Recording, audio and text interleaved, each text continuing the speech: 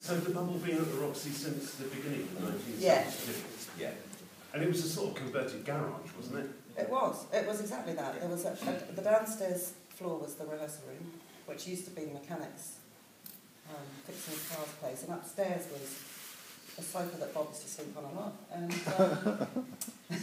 a couple of little offices. I mean, I remember you and that long skinny one saying, "Can I please be a director? I'm a stage manager. Can I please direct?" Yeah.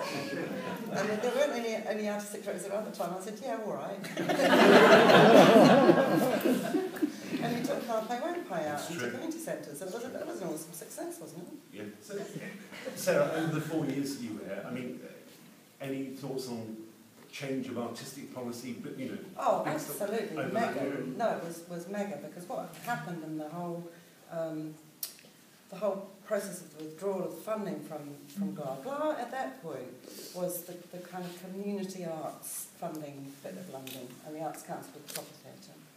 And the bubble was always a cuckoo in the nest, really. It was far, and we were getting 200,000 a year. It was huge. We were the National Theatre. We were the National Theatre of community theatre. Quite a long campaign where we were, during the summer, letter writing and postcard writing, and the job for the tent boys when they arrived was to go around the neighbourhood and collect as many addresses as they could of empty houses, which would then obviously write letters to Great Heaven Lives to say how much they desperately needed the bubble in their lives.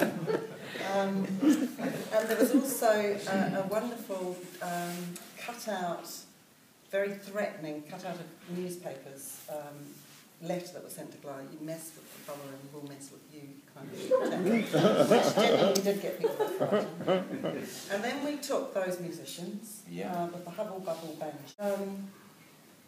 We made a lot of noise, and Pat got a bit hot and left the meeting and dialed up the GLC and said, "Oi, this is not going to go away, actually."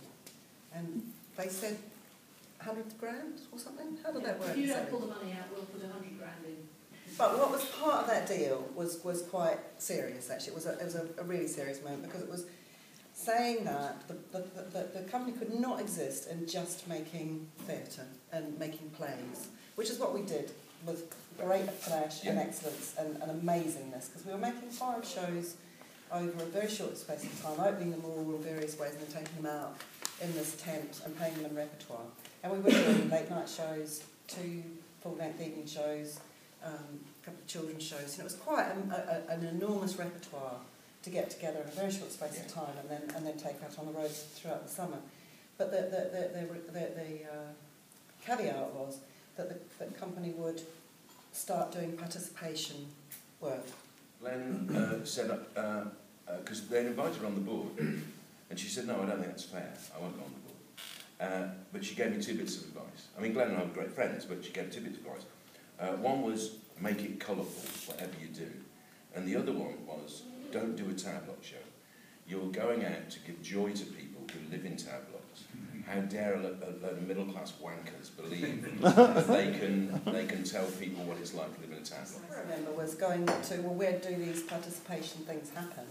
And Jude Kelly was then at Battersea Arts Centre, and I phoned her up and said, "Could you show me what you do, or what's this about?" And she very kindly took me in, and I spent about a few days actually just trolling around with her team of people who were going out doing participation with all sorts of different people. And I thought, actually, this is rather awesome. This isn't shocking.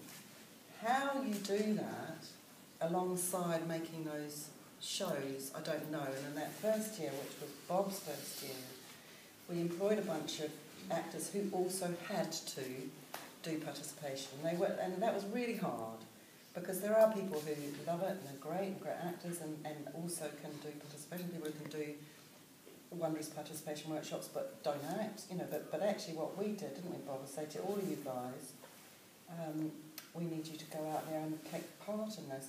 And we also, I mean, we've talked about these things that were wrong that we did. We employed 4 people on equal status as the participation team. Who I remember they used to sit down in the garage and argue with each other about what they're going to do. I actually agreed with Great London Arts that we should move into participation. And it was hell, actually, because we didn't know how to do it. Subsequent to it, I think it's a most extraordinary and brilliant part of British theatre, actually. And to this day, some of my favourite moments of watching have been community people making something and showing it to me. It was a seasonal contract for everyone. Oh, yeah. That was an ad hoc. Yeah. How do we keep everyone in employment? Yeah. And in a sense, you see, I think there's a the limit, the time limit on that, I think, was probably quite healthy. I think because with us it was a year, wasn't it? Yeah. You were employed for a year, and it did start to feel a little bit like a life sentence, didn't it? I mean, it did feel like a year's sentence. Particularly for people who were performers, Yeah, actors, yeah, who were having that's to do right. things that were out of their comfort zone. And Because we're still doing the same amount of shows, 2 evening shows, And a children's kids show and a late night show, yeah. Yeah, we did, yeah.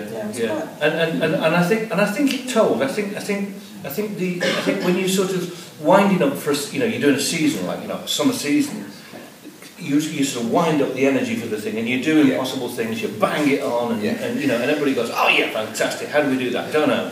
When it's all kind of part of a bigger thing, it's like you're kind of looking at it in a different sort of way. The energy's not quite the same. Do you know what I mean? It's like a marathon rather than a sprint. And what you need for a summer season is a sprint. And we were marathon runners being asked to sprint. That sort of feeling. I think what's interesting about all of that is that none of that evolved naturally from what the company was doing, did it? It was imposed from the funding body's structure. So the company then was kind of wrestling for a period of years about how to make that brief work, because something kind of mutually contradictory about being the circus comes to the town carnival that goes out to London boroughs and does a repertoire of shows in a tent, and community arts work, which involves long, slow development work with a community. So I think that how to reconcile those two things was something that I think the company struggled with for a long time. Not like the company didn't want to do it. I think we could easily have said, no, we're not having anything to do with that. No. But there was a real understanding that getting people who were coming, people who wouldn't normally engage with theatre at all, were coming to the tent and seeing shows, and we're having conversations with them.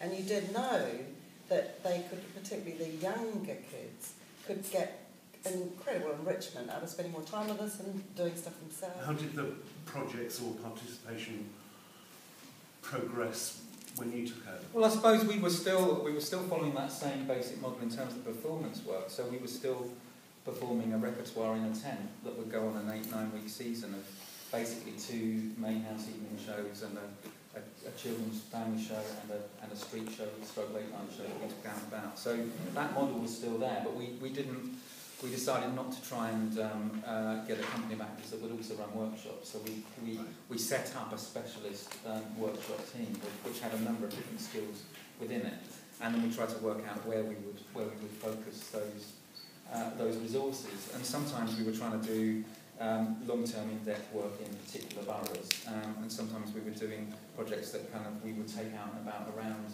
London for much shorter periods of time.